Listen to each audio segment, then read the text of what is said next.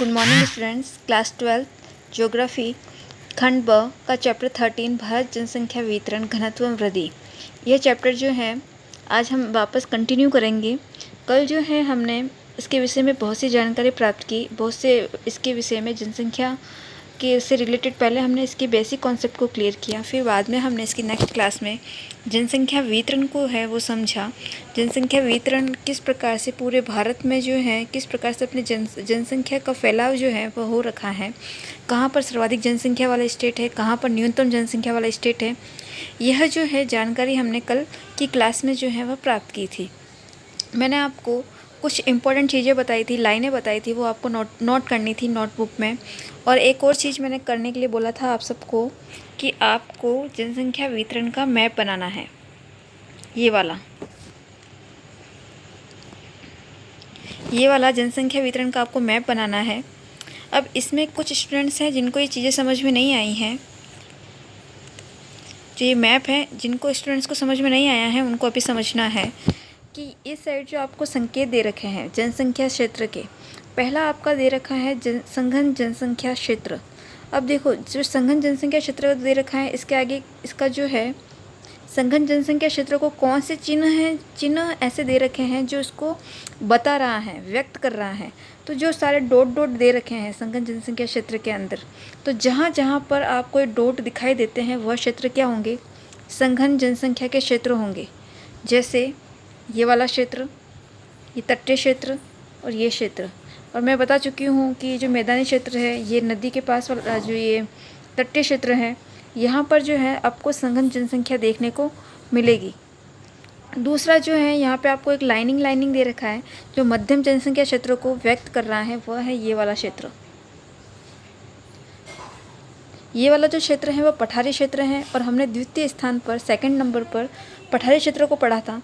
तो जो पठारी क्षेत्र है यहाँ पर, तो ये मध्यम जनसंख्या क्षेत्र को जो है व्यक्त कर रहा है। ठीक है। अगला जो है हमारा निम्न जनसंख्या क्षेत्र। निम्न जनसंख्या क्षेत्र में किस प्रकार की लाइनें दे रखी है, ये वाली, जहाँ पर सर्वाधिक निम्न जनसंख्या क्षेत्र जो है वो बता रहा है। ये हो गया आपका निम्न जनसंख्या वाला क्षेत्र, जो क्या है, पर्वतीय क्षेत्र है और मरुस्थलीय क्षेत्र है। ये निम्न का है।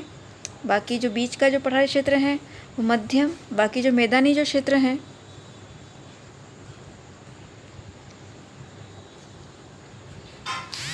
ये वाला जो क्षेत्र है वो आपको सर्वाधिक जनसंख्या को व्यक्त कर रहा है। ठीक है। जो पर्पल कलर में वो निम्न जनसंख्या वाला क्षेत्र को, जो पिंक कलर में जो मैंने बताया है वह सर्वाधिक जनसंख्या को, और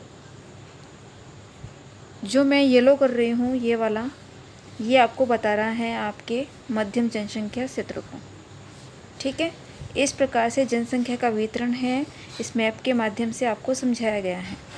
वैसे ये मैप मैंने आपको बनाने के लिए इसलिए बोला ताकि आपको प्रैक्टिस होती रहे मैप बनाने की और आपको समझ में आए कि जनसंख्या का जो वितरण है किस प्रकार से है। मैंने आपको इसके स्टेट के नाम भी लर्न करने के लिए बोला था, वो आपको लर्न होने चाहिए। आपके कंटिन्यू जो है ज्योग्राफी में ये जो स्टेट के जो नाम है कंटिन्यू आते रहेंगे। ठीक है। चलो आगे देखो। मैंने आपको कल कारक समझाए थे, जिसमें आपका पहला कारक था जलवायु, दूसरा धरातल, तीसरा जल प्राप्ति, फिर खनिज संसाधन, परिवहन की सुविधा, सामाजिक मनोवैज्ञानिक कारक, राजनीतिक व आर्थिक कारक। ठीक है। यहाँ तक हम जनसंख्या वितरण को कल पढ़ चुके थे। अगला जो है हमारा पॉइंट या अंक है, आगे की ओर जब हम बढ़ते हैं जनसंख्या से रिलेटेड और अच्छा और आगे का जानने का हम देखते हैं, तो हमारा अगला पॉइंट होता है जनसंख्या का घनत्व। अब जनसंख्या का घनत्व से पढ़ने से पहले हमें जनसंख्या घनत्व होता क्या है, इसका तात्पर्य क्या है, वह हमें समझना ज़रूरी है। देखो पहले सुनना इसको अच्छे से। जनसंख्या घनत्व से तात्पर्य है जनसंख्या एवं धरातल के एक निश्चित अनुपात से है। अब मैं वैसे आपको एक घनत्व से रिलेटेड एक पहले मैं आपको 11th में पढ़ा चुकी हूँ, लेकिन मैं आपको फिर से समझा रही हूँ। मैंने राजस्थान का एग्जाम्पल भी दिया था, राजस्थान और अरुणाचल प्रदेश का। देखो जनसंख्या घनत्व में क्या होता है जैसे कि राजस्थान का क्षेत्र जो है, धरातल जो है कितना काफ़ी बड़ा है, लेकिन वहाँ की जनसंख्या है जो क्या है, कम है। ठीक है। लेकिन अरुणाचल प्रदेश, अगर मैं कोई अरुणाचल प्रदेश या कोई और भी स्टेट ले लेती हूँ जहाँ का धरातल क्या है, बिल्कुल कम है, लेकिन वहाँ की जनसंख्या क्या है, सर्वाधिक है। तो धरातल और जनसंख्या का जो अनुपात है, इस अनुपात को व्यक्त करता है जनसंख्या घनत्व, जिसमें जनसंख्या जमाव की मात्रा का मापन होता है। घनत्व को प्रति इकाई क्षेत्र व्यक्ति की संख्या के रूप में व्यक्त किया जाता है। यह धरातल पर मानव के वितरण संबंधी विभिन्नताओं के विश्लेषण के लिए उपयोगी है। जनसंख्या के आंकड़ों के संक्षेपण में जनसंख्या घनत्व से विशेष सहायता मिलती है। अतः जनसंख्या का घनत्व भूमि पर जनसंख्या के दबाव को दर्शाता है। कुल जनसंख्या एवं कुल भौगोलिक क्षेत्र के अनुपात को जनसंख्या का गणितीय घनत्व कहा जाता है। गणितीय घनत्व, अगर मैं इसका अनुपात निकालूं, अनुपात आप सभी जानते हैं अनुपात क्या होता है, तो रेशियो जो है जनसंख्या और क्षेत्र में, धरातल में, तो ये जो रेशियो जो है, जो अनुपात जो है, ये निकालते कैसे हैं, प्रदेश की कुल जनसंख्या डिवाइड बाय प्रदेश का कुल क्षेत्रफल। इस तरीके से हम गणितीय एक विधि के द्वारा इसका घनत्व जो है वह निकालते हैं। ठीक है। आगे देखो, किसी भी क्षेत्र में जनसंख्या की सामान्य वृद्धि और वितरण को भी घनत्व के माध्यम से समझा जा सकता है। जनसंख्या वृद्धि के साथ ही जनसंख्या घनत्व में भी सापेक्षित रूप में वृद्धि होती है। सन 1901 में भारत में जनसंख्या का औसत घनत्व 77 व्यक्ति प्रति वर्ग किलोमीटर था, जो 1951 में बढ़कर 117 व्यक्ति, 1981 में 216 व्यक्ति, 2001 में 325 व्यक्ति तथा 2011 में 382 व्यक्ति प्रति वर्ग किलोमीटर हो गया। आपको जो जनसंख्या घनत्व का आंकड़ा जो है या डेटा जो है, आपको सिर्फ एक याद रखना है, वो है 2011 का। 2011 में जनसंख्या घनत्व कितना था, 382 व्यक्ति प्रति वर्ग किलोमीटर। आपको जनसंख्या घनत्व में 3 चीज़ें याद होनी चाहिए, 3 से 4 चीज़ें। सबसे पहली जो पॉइंट है आपका, जनसंख्या घनत्व होता क्या है, जनसंख्या घनत्व होता है आपका प्रदेश की कुल जनसंख्या डिवाइड बाय प्रदेश का कुल क्षेत्रफल। ये जैसा ही आपको ये जो फॉर्मूला है ये याद हो गया, मतलब कि आपको जनसंख्या घनत्व का जो परिभाषा है, डेफिनेशन जो है वह याद हो गई। जनसंख्या धरातल का एक निश्चित अनुपात है जनसंख्या घनत्व। पहला पॉइंट है आपकी यह डेफिनेशन लर्न होनी चाहिए। दूसरा है आपका 2011 के अनुसार आपकी प्रति व्यक्ति घनत्व, वर्ग किलोमीटर जो घनत्व है 382, वह याद होना चाहिए। उसके बाद में जो है आपको अगला जो है 2011 के अनुसार न्यूनतम जो है वह याद रखना है। एक तो सर्वाधिक याद रखना है ये वाला, सर्वाधिक याद रखना है और न्यूनतम याद रखना है। ठीक है। टोटल कितना हो गया 2011 में, 382। 2011 में बिहार में सर्वाधिक जनघनत्व, जबकि अरुणाचल प्रदेश में जनसंख्या घनत्व जो है आपका 17 व्यक्ति प्रति वर्ग किलोमीटर जो न्यूनतम है। ठीक है। इसकी डेफिनेशन जनसंख्या घनत्व की, टोटल कितना है, सर्वाधिक कितना है और न्यूनतम कितना है। ठीक है। आगे देखो, केंद्र शासित प्रदेशों में तथा अंडमान निकोबार अधिकतम न्यूनतम जनसंख्या घनत्व। वैसे ये भी याद हो तो अच्छी बात है, वरना केंद्र शासित प्रदेशों का बस एक ध्यान में रखना आप। केंद्र शासित प्रदेश जो है उसमें सर्वाधिक और न्यूनतम क्या है। ठीक है। बाकी का जो मैंने अभी अंडरलाइन की है वो तो आपको लर्न होनी चाहिए।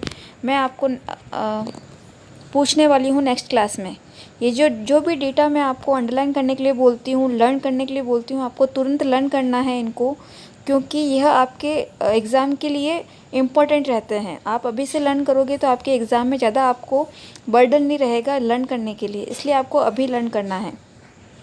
जैसे ही मैं बोलती हूँ लर्न करने के लिए तो आप लर्न कर लिया करो।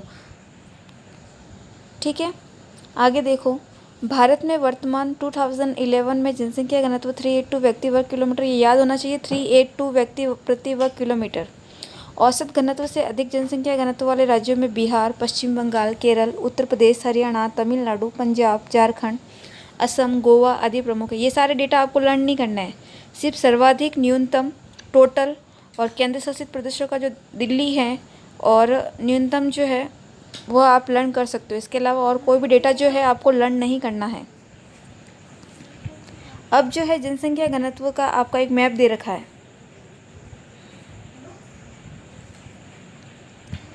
जिस प्रकार से जनसंख्या वितरण का मैप बना हुआ था, उसी प्रकार से जनसंख्या घनत्व का भी मैप बना हुआ है। जैसे कि मैंने अभी आपको मैंने जो है जनसंख्या वितरण का जो था मैप आपको मैंने समझाया था, एग्जिट एज इट इज़, वैसा ही जो है जनसंख्या घनत्व का भी मैप है।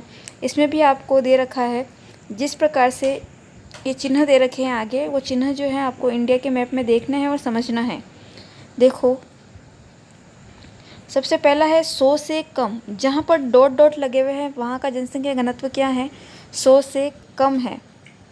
ठीक है,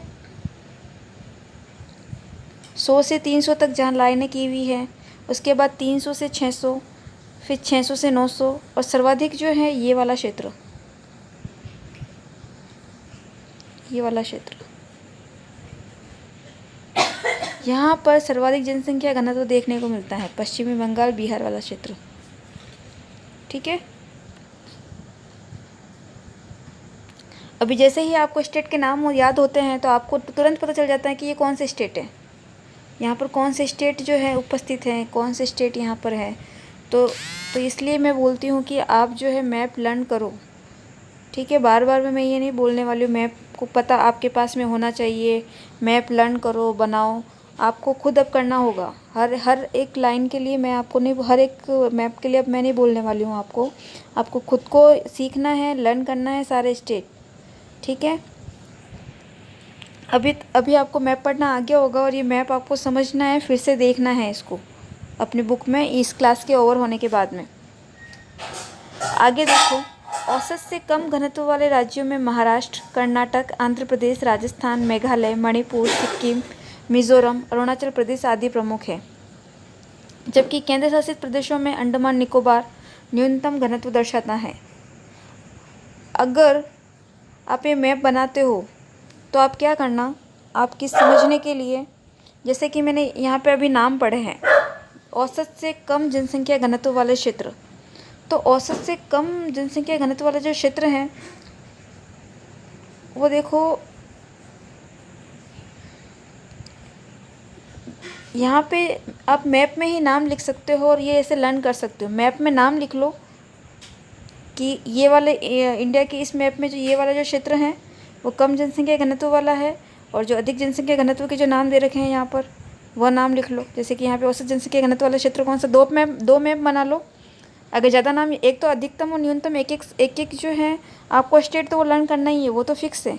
लेकिन अगर आप मैप बनाते हो और अगर ये वाला मैप नहीं बनाकर आप अलग से अपना एक कॉपी के अंदर अपना मैप बनाते हो, तो आपको क्या करना है, एक मैप बनाना है इंडिया का, उसमें ऊपर डाल देना है जनसंख्या घनत्व, लिखना है औसत घनत्व, औसत से अधिक जनसंख्या घनत्व, और आपको उसमें सारे ये जो नाम है वो सारे लिख लेना है। बिहार, पश्चिम बंगाल केरल, जहाँ जहाँ पर है इंडिया का मैप देख के, अगर लर्न नहीं है तो वो मैप देख के उसमें आप लिख लेना।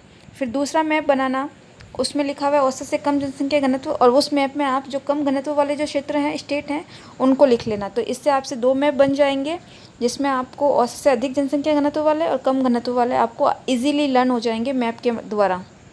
ठीक है, आगे देखो, उच्च घनत्व के क्षेत्र, इसका विस्तार पश्चिम बंगाल, बिहार, उत्तर प्रदेश तथा हरियाणा। देखो ये नाम दे रखे हैं, पश्चिम बंगाल, बिहार, उत्तर प्रदेश, ये देखो यहाँ पर।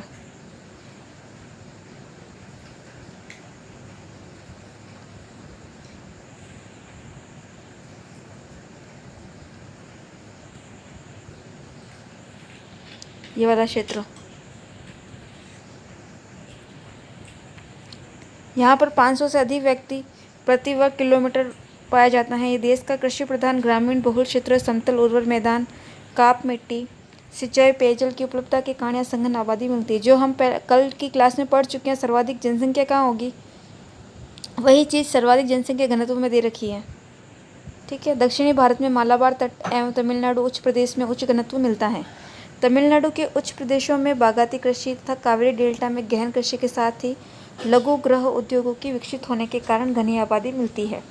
हर क्षेत्र की अपनी एक विशेषता होती है और उन विशेषताओं के कारण ही वहाँ का जनसंख्या अधिकता देखने को मिलती है। उसी प्रकार से मध्यम जनसंख्या घनत्व के अंदर कौन कौन आता है, 300 से 500 व्यक्ति प्रति वर्ग किलोमीटर वाला क्षेत्र आएगा। कौन कौन से क्षेत्र होंगे इसमें, महाराष्ट्र, गुजरात, तेलंगाना, आंध्र प्रदेश, छोटा नागपुर का पठार, ये किस में आ जाएगा, मध्यम घनत्व वाला।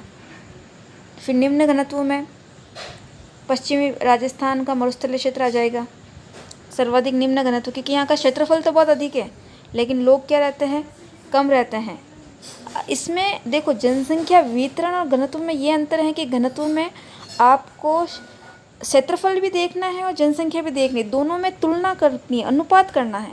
घनत्व में ये होता है, तो इसमें क्षेत्र भी देखना है और क्षेत्र के अनुसार उस क्षेत्र में कितने व्यक्ति रह रहे हैं, दोनों चीज़ें देख के फिर आपको इसमें देखना। नहीं तो फिर आप बोलोगे कि मैम जनसंख्या वितरण और जनसंख्या घनत्व तो सेम ही रह गया, यहाँ पर भी जनसंख्या पूछ रहा है, यहाँ पर भी जनसंख्या पूछ रहा है, लेकिन जनसंख्या घनत्व में आपको अनुपात पूछता है जनसंख्या और क्षेत्रफल में। ठीक है, तो आज हमने जो है जनसंख्या घनत्व के विषय में पढ़ा।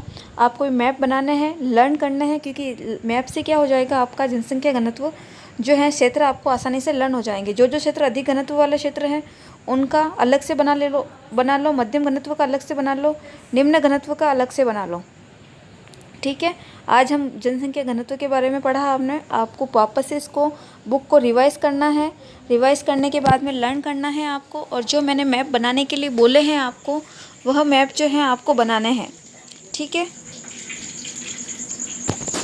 और अगर आपको इसमें कुछ समझ में नहीं आता है तो फिर से मुझे पूछना है आपको, कि जहाँ पर भी आपको प्रॉब्लम आ रही है हाथों हाथ मुझे व्हाट्सएप पे लिखना है कि मैम मुझे यहाँ पर दिक्कत आ रही है समझने में, यहाँ पे ये पॉइंट समझ में नहीं आ रहा है, तो मैं आपको वापस नेक्स्ट क्लास में समझा दूँगी। ठीक है, तो आज के लिए इतना ही, और ये लर्न कर लिया करो जो भी मैं आपको लर्न करने के लिए बोलती हूँ हाथों हाथ इसको। कल का जो हमारा रहेगा टॉपिक वो जनसंख्या वृद्धि रहेगा। कल हम जनसंख्या वृद्धि के बारे में पढ़ेंगे। इससे पहले आप एक बार रिवाइज़ कर लेना जनसंख्या वृद्धि को भी, ताकि आपको आगे समझने में ज़्यादा दिक्कत नहीं हो। ठीक है, तो कल जो है जनसंख्या वृद्धि को पढ़ेंगे। आज जो है आप जनसंख्या घनत्व को फिर से रिवाइज़ करोगे और उसको लर्न करोगे। आज के लिए इतना ही, थैंक यू।